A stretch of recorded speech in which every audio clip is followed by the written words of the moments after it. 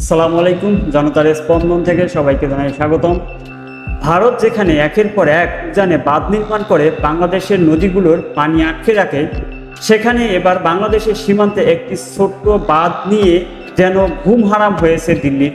এরই মধ্যে সীমান্তে ভারতীয় সেনা এবং গোয়েন্দা প্রতিনিধি দল পরিদর্শনে এসে নিজেদের উদ্বেগ জানিয়েছে, যা অনেকেই দেখছেন অন্য দেশের অভ্যন্তরীণ বিষয়ে প্রকাশ্যে হস্তক্ষেপ হিসেবে।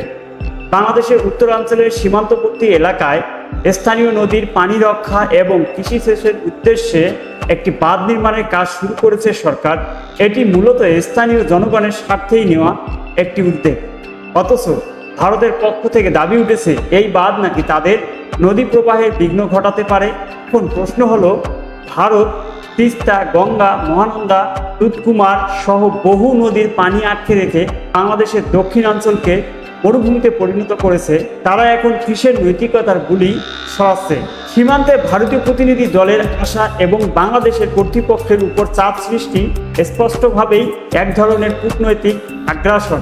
ভারতের হাইড্রো ডিপ্লোমেসি বরাবরই একতরফা ছিল। বাংলাদেশের স্বার্থ নিয়ে তাদের ভাবনার কোনো নজির নেই। বিশ্লেষকরা বলছেন, ভারত চায় বাংলাদেশে শুধু তাদের পানির খাবার শিকার হয়ে বসে থাকবে, কিন্তু নিজেদের প্রয়োজনে কোনো কিছুই করতে পারবে না। বিভিন্ন মহল বলছে, এ ধরনের মানসিকতা শুধু উপনিবেশিক নয়, এটি প্রতিবেশী সম্পর্কের ওপর সরাসরি একটি আঘাত করে। আরও উদ্বেগ বিষয় হলো, ভারতীয় মিডিয়া এবং কর্মকর্তারা এই বাঁধ নিয়ে নানান ধরনের ভয়াবহতার গল্প ছড়াচ্ছে, যাতে করে আন্তর্জাতিক মহলের দৃষ্টি অন্যদিকে খুব সহজেই ঘুরিয়ে দেওয়া যায়। এই পরিপ্রেক্ষিতে প্রশ্ন উঠেছে, বাংলাদেশ কি নিজের স্বার্থে আর কিছুই করতে পারবে না? দেশের জনগণের পানি, কৃষি, জীবন রক্ষার উদ্যোগে কি এখন ভারতের অনুমতির অপেক্ষায় থাকবে?